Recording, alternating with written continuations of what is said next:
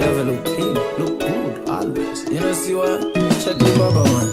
Straight from the barbershop, man. Looking good from the barbershop, yeah. The commit and the good leader. Touch the road, my baby, kundi chokira car. Straight from the barbershop, man. Looking good from the barbershop, yeah. The shave and the good leader. Think about malo, my member, kundi ya mikira car. So we clean. You must say things that we post for magazine. Or Angunga, I go shoot a movie scene. Rocking designer, some you never seen. So when me roll out, me in with me breeder. Call the police, kite a straight murder. Tika me tambali, nikuiga sida. Wasi ya makape, masoba ango chida. Amainda bambo, wanyamaranda sungwana. Kuna kuli kwanse kumele muli, welcome back to the Barbershop Talk. Mono, ndi mujatima kumana every week. Achi nyamata ameti makhala ku Diaspora. Kutali ndi ku Malawi. Kuma mitima yathu komanso chikondi chathu chimakhala ku Malawi. Muno ndeti makamba nkhani zosiyana. I've always said if a city imilira chipani cha ndale nkhani zimene timakamba muno kuma timakambirana issues of national importance. Nkhani zimene zimakhuza dziko lonse. Ndelo lino mwanthawi zonse muli ndine Dyson Maliro. Mozi mwati nyamata ameti makhala ku Diaspora. Mwanthawi zonse mu Barbershop muno sindili ndekha ndi achinyamata anzanga ameti makhala kuno ku Diaspora. Kwa America kutali uko. Koma nani nakale kuti timakonda kukambirana nkhani zimakhala za ku Malawi. Komanso nkhani zokha zimene zimakhuza dziko lonse. Ndelero mwanthawi zonse ndi bwana Tone Chirwa. Bwana Tone takulitsa. Mwambiri mbuyanga. Weekend bwino. Longosoka. Sana nzani. Tiamike kumwamba. Komanso tindiche mwala wanga jini Chalungama. Jini Chalungama Chirwa. Inde. Ati tisamai wale mfunda ya. Lumpi. Mpaka kumuzi kwao kurumpe. Komanso kumapeto uko ndi bwana James Zalimba. Bwana takulitsa. Wow, nda customer athu anthawi zonse awo. Nyamata okonda kumetesa. Amene ndi Alfred. There was a day ndinantchula kuti Alfred koma nani kalipira kopya. Akuti kodi mukamawerenga kuti already pamakhala pali o kapena a. Therefore pamakhala pali a. Bwana wandi Alfred Kavwenje. Ndo wala mutu ngombi. Osaiwala so kulu wathu apa Steve Kamwendo. Katswira amene amaziwa kumeta kuno ku Diaspora komanso host weni wa Barbershop tose takulandirani. So akulu lero nkhani meta bwera nayo muno mu Barbershop ndi nkhani ya cabinet. Tose tikuziwa kuti boma la Nyuwani losogoleredwa ndi Dr. Lazarus Chakwera komanso Dr. Chirwa and the Tonsa Alliance. That's a cabinet so pano. I think it's 31. President ananena kuti 30 but I stand to be corrected. I think alipo 31. Anango kwera mo wina anangoti ndipite nawo pale monga mbala ina pulumuka pa mtanda wina so anangoti ndipite nawo so asankha cabinet ku Malawi and from what I have seen and what I've heard there has been an outcry to Malawi and across the world about how the parliament the selection has been and whosoever is in cabinet ifeyo ngati ku Diaspora taiona bwanji cabinet Ajini mukanga mulilede maido konza kuti the ladies first lero dimenye ladies first actually a president ananena kuti cabinet yao ikhala 30% 40% representation ya amai then ladies first kuti tukamba za cabinet tayambeni nkhani cabinet tayilandira mbuyanga tima maso anali pamene paja kuti mene zisankho zaendera tonse alowa mboma kodi asankha ndani kuti ngati chimachini choendesa dziko ifa cabinet ndi imene imayendetsa dziko ine chilungamo bana anthu amene ali maudindo osiyanasiyana manduna zosiyanasiyana zimene zimathandiza ndithu kuti dziko litipire patsogolo. Now that said wajema vanonkamphira nene kuti ineyo ndinaiponya pa 70% okay. 70 out of 100 didere 70 pa 100 ndi pamene naiponyana for ndifotokoza chifukwa chake choyambirira tidanena kuti zikhala zovuta kuti cabinet ija ioneke ndithu kapena ndino kuti ikwaniritse zipani zonse zija fa kuina kupambana kwa tonse kunali kansonkhensonke kazipani okay ndipo mafunika kunena kuti ali SM chipani muja chipani zonse was like entitled amona ngati asangalatsidwe wawo alowemo ndithu at least the awiri atatu kuti ife tathandiza nawo kodi apapa ndikuti wathu alowapo bwanji chipani chakuti ifuna munthu mmene mukabineti chipani ichi ifuna munthu mmene pamene budget was going to be very tricky pamene ndinaona kuti pavute mpatipa pamene now that said timayenera kuona nokunena kuti kodi tonse yapambana ngati ali ku opposition kuti chipani chotsutsa chipambane chisankho kugwetsa chipani cholamula si chinthu chamasewera especially in Africa exactly si chinthu chipani cholamulira sichiluza mthaliza koma zatheka now kuti zitheke panali ntchito the last one tinandolamula inalusa oh yes Dr. Banda analusa kwambiri no the third time MCB malamulira nthawi yaka mzibanda inaluza Malawi zimachitika kwambiri koma ku Africa ndizinjonea kuti because let's look at the resources kuti munthu basically chipani chijaja thamanga on the ground ndikupezeka kunena kuti ma resources mpaka na kuwina ndi ndalama okay it's ndalama full stop ndalama zija zimachokera kuti pameneponso alowa mboma aone kuti kodi ndalama anthu onse amene anatithandiza tipanga bwanji that is why ambiri timayang'ana cabinet kuti kasankhidwe kake ka cabinet kaenda bwanji okay my biggest concern was mwina kapena sindaone bwino palipo ndaonapo Ministry of Gender or chakuti pamene paja faneyo sindidaonepo last I heard from the president ananena kuti naming does not really matter I think speech yawo aiponya pati okay so the Ministry of Gender zokhudza zimene monga ngati nzimali Ministry of social welfare and community development. But having said that, the president has said he has asked the chief secretary to rename or redesignate the ministry. I would like before I know by gender hapo then I have a question mark. So I know aliponya kwani. I was very Komaso, this whole family affair issue. Inde sanyengezane mu pano nkhani ili nkamwa ndiya kwa banja la Amia banja la kwa Amia ineyo ndimona ngati kuti mwina akadangotengapo mmodzi ngati nduna enawo nkuona kuti apa ngabwanji apo nyapati kuli ma state zambiri mbiri kwakazako kusankho mangakhala kunena kuti ayi udatha chibale chitali usaiwale mpamia bwe iye muzikumbukira nali amaini kokhala vice president ndiye anamukira pale pachoti pabwere chidima mwagwirizano wawo komanso amayi acha akwamiya agwiratu ntchito amayi simundu wamasewera akanalowa amayiwo paunduna sizingateke yani bamboso amanapanga abambo obwezata apasa udindo wina kwina or not in the cabinet bali zinthu zambiri mbiri zimene zikufunika kukhonzedwa kumalayo kuja iwo aja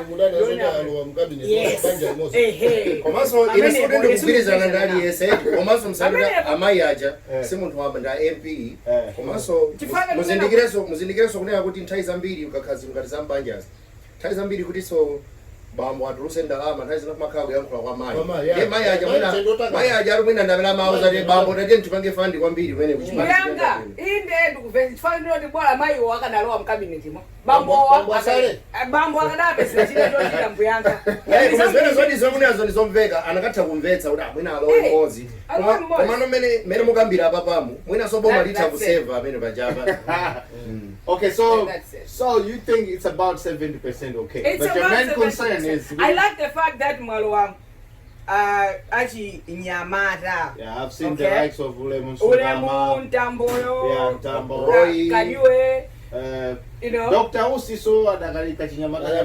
Then also health. I don't know Kumbize how qualified or what is the background. Gomano ndimafuna ndimene zili worldwide is COVID izi mafuna Ministry of Health ikanakhala ndi headed by a renowned doctor.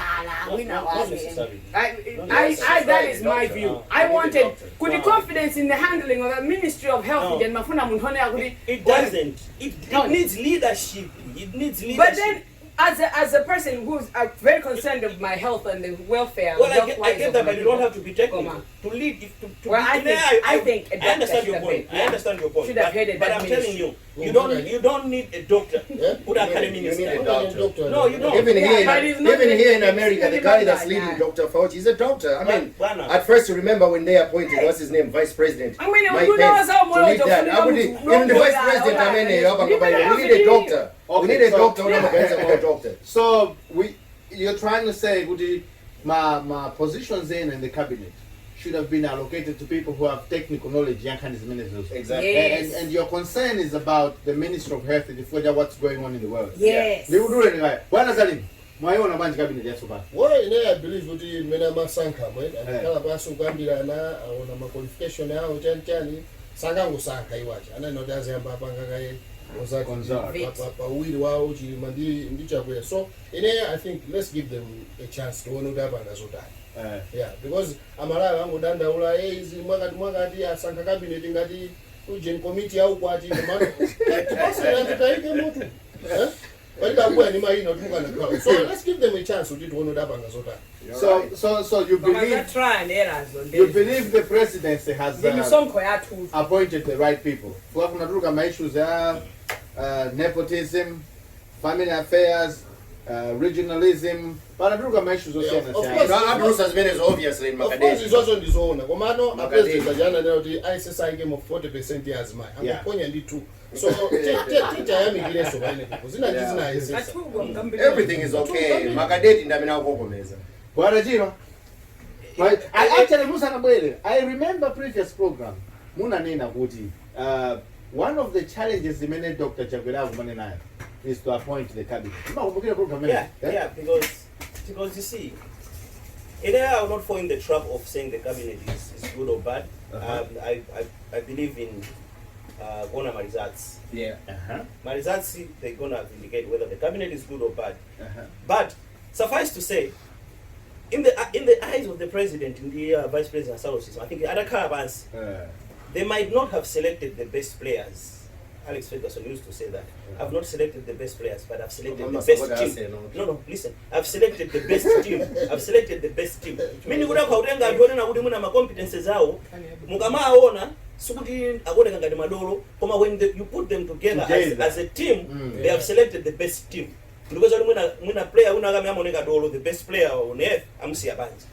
So this cabinet for me is a mixed bag. Okay. And there are a few things that I think is not at the back of their minds. Number one, let's just accept the fact that DPP is a 1.8 million votes or thereabout. Okay. You are just they need to have a political exigency. Okay. That is why structurally, UTM kuja asanka vice president wa UTM amika cabinet. Secretary general wa UTM amika cabinet. Yes. MCP secretary general wa MCP amika cabinet. Vice president wa MCP singimi amika cabinet. Okay. Vice president wa PP amika cabinet. Yes. That is consolidating political base. Imene president nja kufunika ora khali nayo. That's very interesting. Imene yoyo ndio kufunika kwambiri for kuli DPP kumbuyo kwao. DPP kubwera. Actually kuli ndani kuli mena kwenda singani kuti panopa kwenda that guy is smart. Akuza kupanga penetrate. So those guys are not stupid. Akuziwa kuti kwenda khali political mass on. That is what is happening. That's why you see Angamela in cabinet. Then there's the technocrats and then I think it's a mix, but give them a chance. Okay. You think outcry ya Malawi, Steve, mayona bunch. Cabinet is data tuluka. Actually, it's a president Yankula, I think a day before cabinet, or a few days before cabinet inauguration speech. The whole world was moved. Work hard. Work hard. President. Work hard.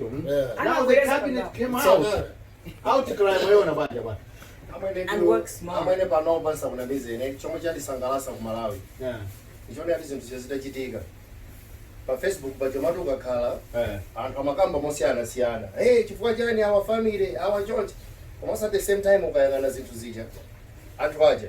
Kaya lakwisa, kaya sana lakwise, monga nenera bwana Tone right? Akuti ma results ndamene atani. Ngati chitukuko chidambe kuchitika. So ineyo chifukwa chakuti kumene tinali kuja tachoka kuja kufika pamene tili panopa ndichikhulupirira kuti achakwera ndi achilima afuna apite ayiponyere kutali game imene kupita kwete ne panopa chomwe ndinganene nchona zoti tingowapasa chance athu aja tione mezitayendere komanso chomwe chandisangalatsa zomwe zachitika apapazi zonena zokuti kalekale lija zinthu zikamachitika anthu amangosankha palibe odandaula panopa chomwe chandisangalatsa anthu ambiri atonse alliance amadandaula ine kumaona ngati kuti ola adandaule zipita kuti komano later on to find out kuti president ndi vice onse amaziwa zomwe zikuchitika pamenepa and then the most important thing move ina iliyonse imene atapange they know they are watching. They are watching. So that's very important right there. Actually, like I always say, kuti si fachipati china iliyonse koma tayamikira president chifukwa analola kuti within a very short notice athe kukumana ndi civil society organizations kukamba nawo pa zimene zachitika. Chinthu china chimene mwina chimalakwika with the previous government was that chifukwa mwina ochinga njira ina I believe kuti mwina president anaona mtima ufuna kumana ndi anthu koma analibe sabagire komano a president awa atonesa kuti he is approachable with listening zimene zachitika sana kumana ndi atsogoleri a HRDC ndi anthu ena ndi ena to discuss zimene zachitika and anena kuti akonza zina ndi zina but many apangira allocate ma ministries inu mukuona pabwanji like Jean was saying kuti maunduna ena amayenera kukhala ndi anthu oti they have knowledge and expertise in such a line chisanzo chabwino chinali Ministry of Health. Okay, I think Jimmy Anabanga raised fundonena kuti she would love to be a medical doctor or somebody in the medical profession should be heading that ministry. Well, she might have a point. But what I'm trying to say, I do have a point. Yeah, she might have a point. No, she might have a point. But I totally agree with her. This is my point. You raise your point, but I want to raise my point. My point is, for ministry kufunika leadership. That is what is lacking a lot in terms of technical skills and abilities. Kumekuja kuli doctors, the minister says and doctors, department is a minister manage in my medical doctors. The PS is a medical doctor. I mean, Dr. Eugene Puka is a medical doctor, and the experience in his men is also leadership. That is why my issues are allocation of resources, my finances is a problem. Maona minister akanga zama allowances, it's a problem. What do you mean leadership? Leadership Yes. That's why she's saying now we are moving forward. Now we are comparing. You're living in the past. You're living in the past. I'll tell you about the current minister of health. Kumize Japonda. She's an astute woman. She's qualified, she's not a medical doctor. She's a pharmacist or something? Yes. I think yes. Well, that's close anyway, that's good. Have you seen Amabangira handles into Parliament? That woman has got substance. She's the one who single-handedly meeting Panga grill Jen answer. She stood up to Jen answer. She is smart. She is leadership material. She's gonna lead that ministry to prosperity. I hope so, because at the moment I am appreciate medical doctor. Akamasanka ma minister anthu ake amabwera ndi omwe ma recycle kulibe so panokuabwera anthu anyuwani so let's give them a chance. Yes. Ine ndikugwirizana nazo anthu anyuwani abwera mmene mafuna asasendana antaba. Dude's got a point. I need point. I'm not talking about it. Professor GC ordinary medical doctors.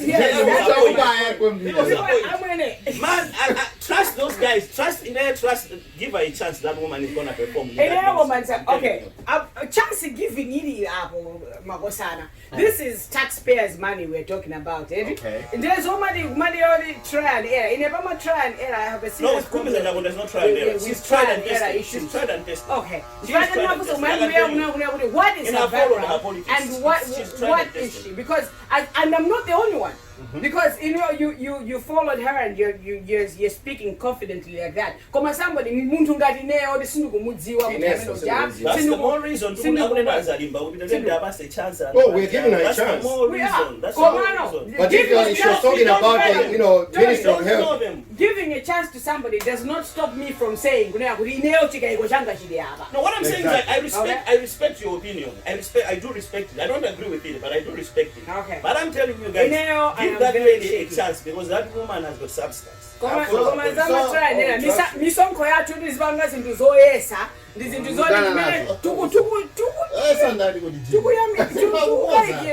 Okay,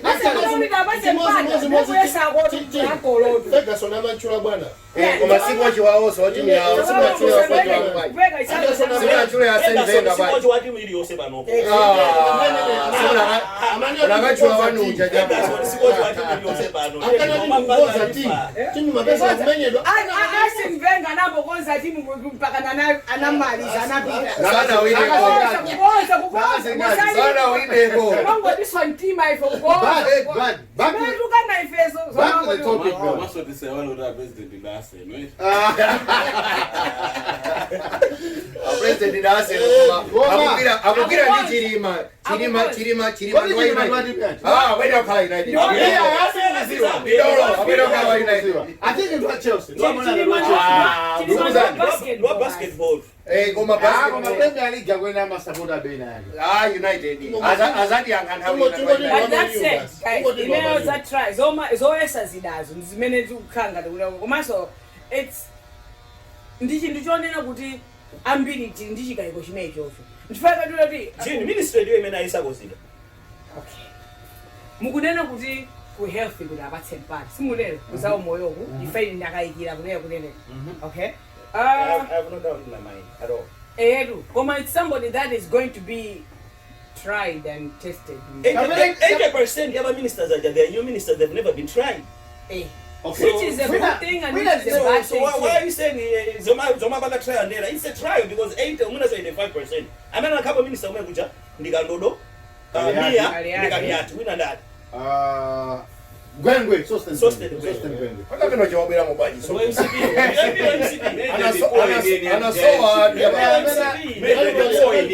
Amela chawa ndiye na MCP. So how long are we giving 90% of the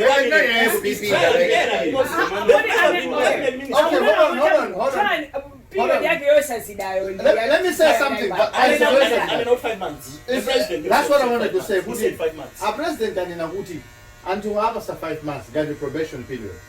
At the end of 5 months, Azabanga interview to see their progress and see what they have achieved. And then the son of Angebrino out of the cabinet. And then Abangabrino, they will stay in cabinet. It does have an appointing. That's a good idea. Huh? Yeah, that's what they said.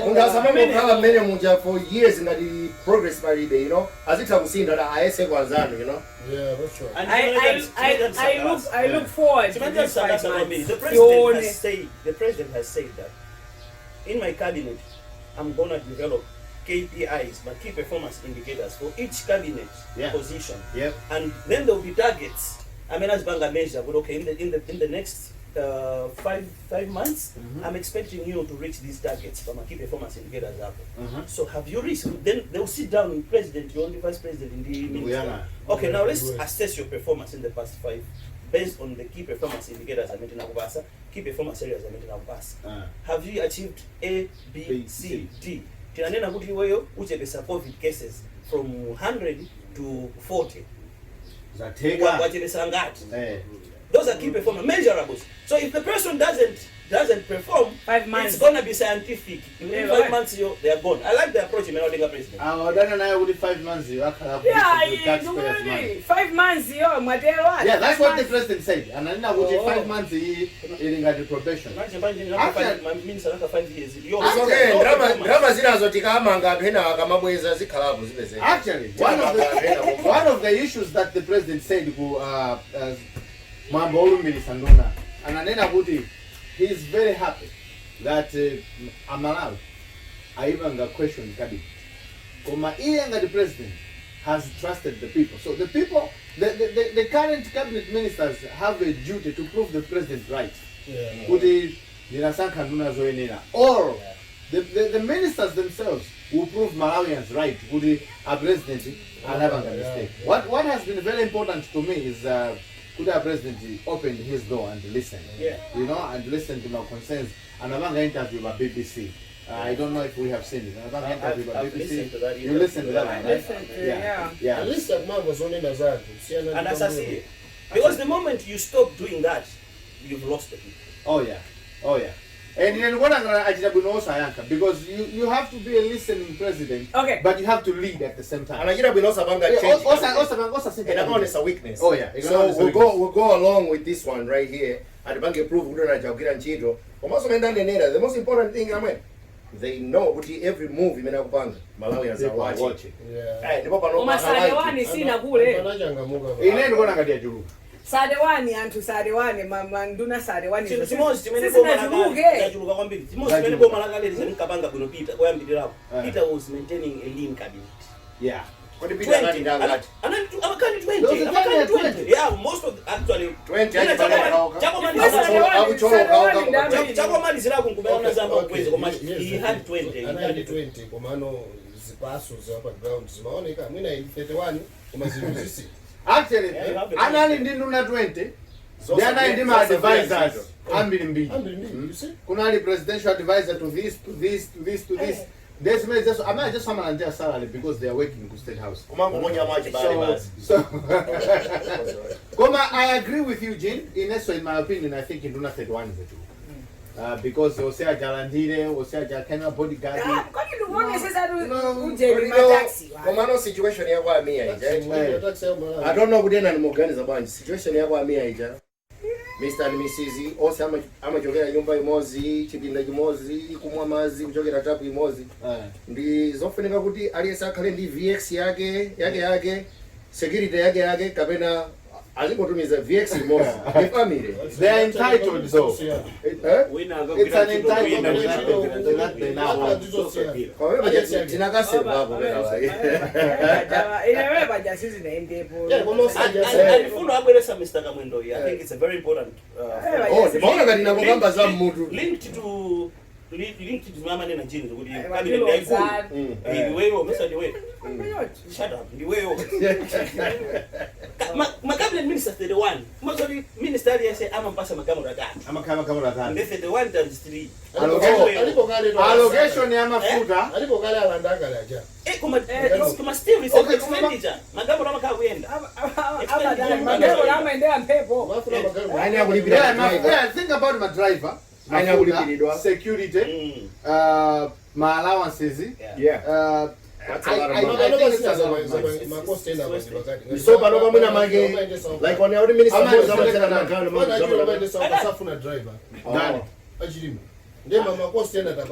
actually that being said, today mama kaloeka mufield hivi. No, mbona anajivala jidascot jija wakalo wapenda pake. Zeze zetu kuzifuna zeze. Talandira malipoti kuti convoy ya vice president inabanga ngozi. Yeah, that's true. Inabanga ngozi. We thank God kuti a vice president alibwino. Yamva kuti driver wao anavulala koma he is in stable condition. We keep them in our prayers. Zomazo zoendesa zomaendesa gali moto workers. Ngati zuchitikadi. Umalida ya vice president asamaendesa. Ngadama endesa doka. Koma ngadiri. Mwina ima issues ama trust in ya. What is wrong with ndukendesa doka? Chifuka chonena kuti amapanga trust ama. Ukakhala gali moto mucha, ukakhala kuti uli ndi chauffeur. Time imene umapanga connect from one meeting to another. That's the time you reason and prepare yourself for the next meeting. Okay? That's why antajama bangama basido entitlement. Amenda long distance ama card drive. Because abama njoka kulilongwe. Yeah, bluntly. Some end say drive. Koma kawiri makhalu muna kupita kuchalichi, muna kupita bena babo. Kabla mlipota dakala chinyamata ka exercise. Aliso ndizochita zawo tusaiwale. Protocols. That is a very esteemed high office. Actually ndangoni ndakavarwa kapena bage amafuna apite oka. Come to be honest. Angoni fenda ndovuta. When you Jama kala kuti my responsibilities are ajuluka, okay? So when you sit in the car, no, you are also working. He's also demystifying the positions. This is what I'm saying. Akuchepe chaudindo wa vice president. Akupe busa. There should be some element of a vice president respect to that position. Driver wao akulipiridwa bega benayo. Salary. Allowance. As long as you're cutting something, you're cutting the cost. not cutting anything. No, they're not cutting The anything. driver or not, the driver is still getting I think paid. No, because they say uyiwanena kunena kuti. Mubanga confuses him. No. Simubanga confused. Mwanena kunena kuti minister amakhala mmozi okhala mgamaro atatu. Yes. Does that mean 3 drivers? Yes. No, I think- That's what you say, can drive. So bano situation yako amia ukupita magamaro ndio 6. Kupita 6, Magamo kupita 6. If Why can we just ministry, why can we just send one for each? It's a constitutional entitlement. No, we need to change some other things. Jobs, but my driver 6. So my driver 6. But my driver 6, but you're gonna use one car at a time. You're gonna use one car at a time. One vehicle at a time. Why? Oh, okay. All right. I'm a basa gamoro. Okay. Yeah, Now he just raised the point. He just raised the point. Now sign up with school. Mwina make magamo rina mukira chile. Umeyoja kapino ali na eja nakaimvera chisoni Malawi. Actually, These are my driver atu basi. But each you said in the fuel allocation. I don't know how many liters per month, but I guarantee you it's over 200 liters. Sibona sikona tulicha ndrosa ukasilinga mamwaze ndalama Jocho ngati kuti. Well, that is what was happening with the previous administration. Yeah, come on, we need to change now. We're moving forward. We need to cut. That's why Jim said cabinet yachuluka, because I'm not gonna count cabinet in the 20. They gonna save 3 times 11, 33 cars. My drivers per minute, my fuel allowances per minute. You know, this is cabinet is that I take pesa kwa. That's what I think we are doing. Bwana mkona bwana. ine issue imene ndi khoza kuyankhula wako kani yakuchuluka kwa cabinet namba yachuluka namba yachuluka komano issue imene ndifuna ndipange izi ndi ya ma appointment chene situkuyenera kuyiwale yokuti anthu aja anakumana kupanga mgwirizano. Yes. So kugwirizano watonse we don't know kuti agreement yawo inali yotani. Koma ndi imene yasankhidwira cabinet iyi ine I would say kuti one of the clauses ndi imene yapanga taona apa. Tipanga izi muzati batseizi.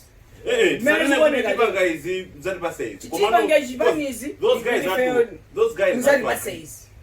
Ndimene zendera. This reflection yake ndimene mwaona apa cabinet yasankhidwa. You're just being realistic. Yeah. So the minutes into so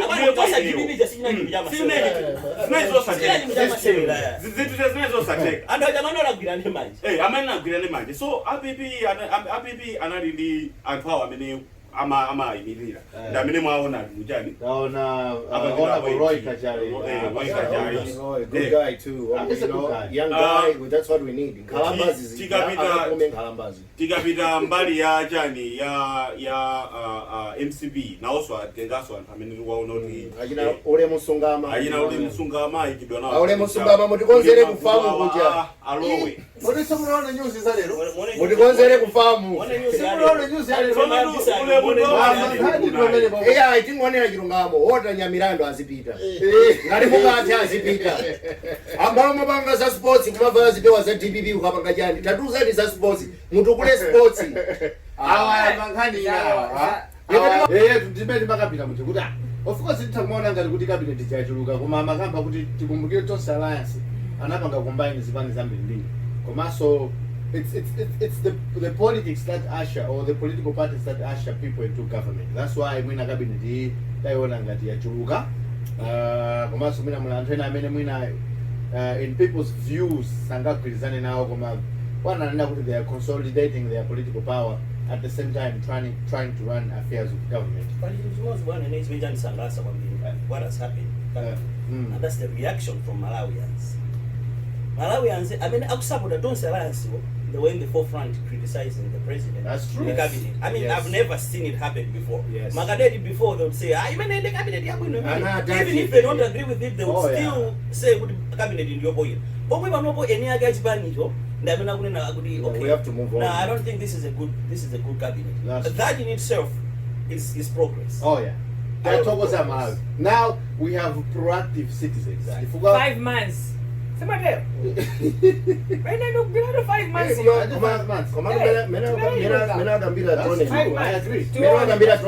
Mwaona mena kuti Amalawi atose alliance anali in the forefront kupanga ujeni kupanga criticize that tells you kuti akabi president vice onsewa akuona kuti Malawi they are watching. I keep saying this over and over because akuziwa zoti Malawi they are watching this. So that's good, man. It is very good.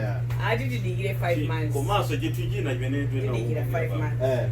Mwina so abaza onekakali. The very same people amene anavotera Tonse Alliance. Yeah. Ndi omwe amene ambapita kukaima kusewu kuja kupanga nawo majani maprotest. So if this government fails in any way, inendo kwebira kuti anthu akatani kodi akamacha. Because panopa Malawi anazindi. So they say what? Pamene ponde salame. So these are the very same people who are going to. Ukifanya kuti big money ndo amene amasogolera atu mademo ajatu nawo saba Saudi ndo. Wanataka lezi kuzoti zikala baji akazizirisa yeye uja kumene kuti. Ai yeye uja nacho kama kumene. Kule travel kumene kuti.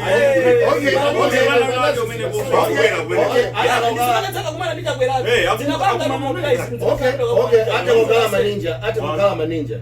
Koma what if kuseri kuntamba kangopita? Hold on guys, msabange bana. Sisi kukiliza hiyo chama hicho kama. He's still the leader. I think he's still the leader. No. He's not a part. Tamba layo kwa charity. He's not a part. Anayandisa movement yake. And he said kuti chimenda jokera is because that human rights activists. Yeah. There's so much you can do, you can't get yourself involved into politics. Yeah. So in this end, so I don't think Utintambo would interfere with that. They are friends though. They're still friends, right? One dollar they send inside you. They're still friends. They're still friends. They're friends. Oh, he can negotiate with them. Just hold on, give us 2 weeks. I doubt that. Malawians have demonstrated good anazuka. I'm so proud. President Olumbila Gari, but they came together and took that government out. It should tell us a lot. And the Boma did that, Dr. Jabera. It's the same Malawians Zagamanga Zopusa. The bomba limene litakuva sokwa kwambiri ndi maboma ena mineta. Just because anthu panopa anatsekuka maso. Izo zote tisaiwa. Malawi panopa achita. Anthu anatsekuka maso. Biro zali anthu asiya zoma support ndali ngati mipira. Asiya ano pano. Koma zopusa won't change, man. That's why I said 1.8 million people did not vote for them. Yeah. And kamena aja nawoso. Adada zibange mobilize akababa zopusa wa. Sunde mubine na ijeta kusunta so ngamenyedwa kuti kwina ano sopano. So we hope they've led. Koma I think itimalize lero jesa kwambiri. Imalize. Tuone kuti mtaonde mojitika Sudan. So bwana Zalimba tiambira mwe kumaliza watu. You're okay with cabinet. What is your last take on the current cabinet? No, I'm okay with the cabinet here. Command kunena kuti protect the person back. Nanga unotizimbo kokana the cabinet is here bino asinteso. Let's give them a chance to know that bangazotani. Like meda nenela muja panopa Malawi anajanga mkatika unoti pa ma results sample mena nenela bwana Tony after 5 months and happy to mena ujamba kuvutisi. Let's give them a chance. Let's see what they can do. Yeah. Let's give them a chance. Jenny. Yeah, of course, nkani yakubanja la mene asankhidwa za kubanja. Kwami. Dada nawo. Si kwami awoka. Munaenda okay. Ndipo siku wazi in a personal capacity. Siku wazi waya. Koma ndikunena kuti truth be told. Yeah. Chi question mark chili pamene za kubanja za ndekandodoza which I get. Ndemwati 5 months. Performance based cabinet. Yeah. If in 5 months pesika kuna uri anthu nonte zochitika tiona. Koma 5 months akugwisa chito misonkho yathu tiona kuna kuti 5 months imene aphulapo zotani. So I'm giving them the benefit of the doubt here. Exactly. Okay?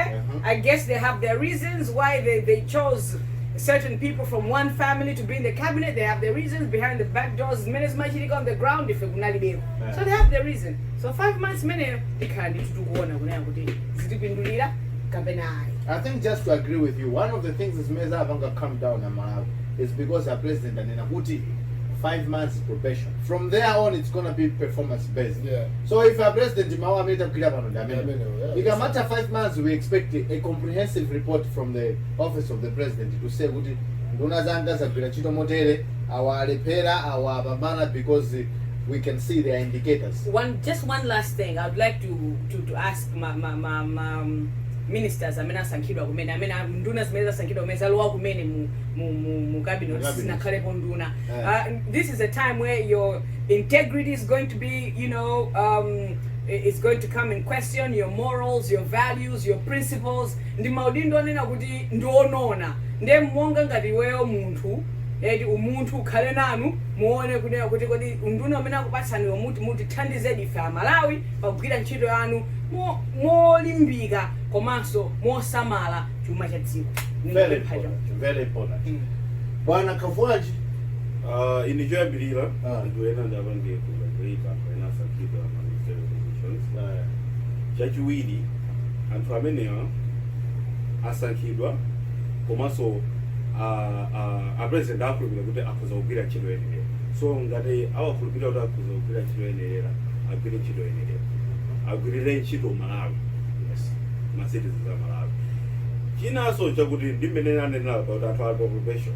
Komanso china chimene tisaiwale chakuti ine mmene ndikuonera presidency iyi ababa anthu awawa akamagwira ntchito zawo ma-ministers ngati mmene anenera kuti azipangidwa question kuti okay ababa iniyo ntchito yanu mwene upanga zakuti koma makwaniritsa zakuti zi. So nthawi iyi tiyenda apase nthawi agwire ntchito yawoyo kena kono tizitengera kuchokera 5 months. It's not a lot of time. It is a lot of time, but it's also not a lot of time. Bwana Steve, mwene pano ujeni cabinet yasankhidwa. Of course, maine olanda kasankhaso njira ina tinakayankhula bizina ndi zina. Komano panopa we just have to support the government, let them work, let's give them a chance. And then chinthu chosangaza chena zoti Amalawi, you are watching. Just keep watching. Don't lose focus. Pakachitika china kichola kuika. Basi amwene osachedwesa kuyankhula. Taona kuti tili ndi ma leaders athu okuti akutani akumamvera achakwera acha akumamva ndi saulosi kuti anthu akudandaula zakuti.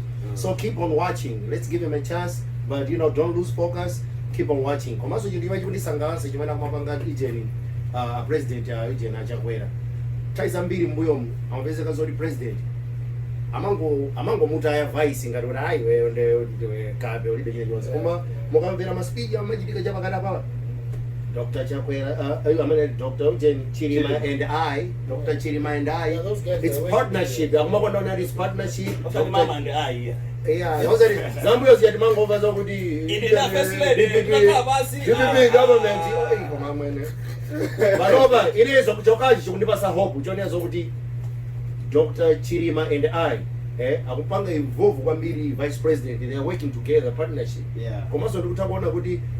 Au kuwa asankhidwa ena aujeni azipani zosiyana ziyanazi kaenda MCB adani akaona wina akakulakwika ndikutakuona ena wakamuuza wina ayo wa MCB akulakwisa komanso kaya waujeni wa UTM yakamalakwisa awaso mthakauza so Chakwera wa UTM yutukanga lwapanga zina zake kaenda wa PP kaenda wadani. So hii alliance it's gonna work, so don't lose focus, keep on watching them. Bwana Chiro timalize bro. Yeah, I think for me 2 things. Number one, I'm just happy with the composition here cabinet in terms of special groups like the youth. Youth, I think it's up to them to show the world that the youth can deliver, because percentage my demographics are Malawi. Secondly, women. There's a good representation of women in the cabinet. A lot can be done, but at least it's a good start. It's a good start, yeah. And again, women is a very big demographic here in Malawi. I think it's over 51%. And I think that itself is something we can take from the cabinet. Then secondly, I'm just happy with the way a president, that was one point. That was the cabinet, the cabinet point. The second point was the fact that President he's able to come to the people and dissect President anapanga appoint vice I think deputy inspector general. He has withdrawn that appointment. Yeah, I saw that. And he has apologized and he's thanking the people for noticing the anomaly. I saw that. It's something that doesn't happen, and I think it's a fresh angle immediately in Namagowa, Malawi. And secondly, Minister, Chief Secretary, designate the whole ministry, that this gender should be prominent in the name of minister said. I want to have fun as in Zalimba. And the way power corrupts. Absolute power corrupts absolutely. I hope he doesn't change. Yeah, tithokoze kwambiri tonse amene tinabwera lero mu Barbershop kumakambirana. Lero ndakambirana nkhani zokoma kwambiri. Actually, like we've said, cabinet is the machinery that helps the president to deliver his promise. Tikayang'ana manifesto ya Tonse Alliance munali zinthu zambiri kwambiri zimene zinapangisa Malawi to vote for it or to usher it into government. So we hope that this cabinet is going to help. The promises that were made to Malawians should indeed come to pass. Kuti Malawi aone kusintha. Takamba zambiri koma chachikulu chimene nganeni chonali we are very happy kuti the president is listening to the cries of the country. Komanso representation ili bwino kwambiri azitaona chiwerengero chochuluka cha women in cabinet, achinyamata in cabinet. That is very good. We hope they deliver. So it's one thing to have representation in cabinet and it's one thing to deliver. That is great. What we can say now is what the president atuza kuti 5 months probation maso atu ali pa cabinet. Kuti 5 months ikamata.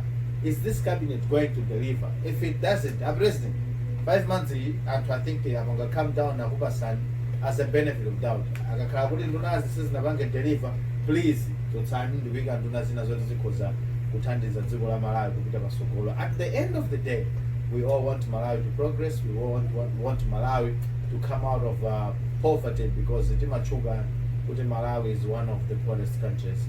Jogera kwa ine Dyson Maliro komanso anzange onse amene nawo lero Barbershop, a producer komanso director of production atu tithokoze kwambiri kufikira sabata ina kumene tisabwereso pompano kukambirana ma issues amene amakhuza dziko la Malawi ngati dziko tikufuna dziko la bwino zomwe.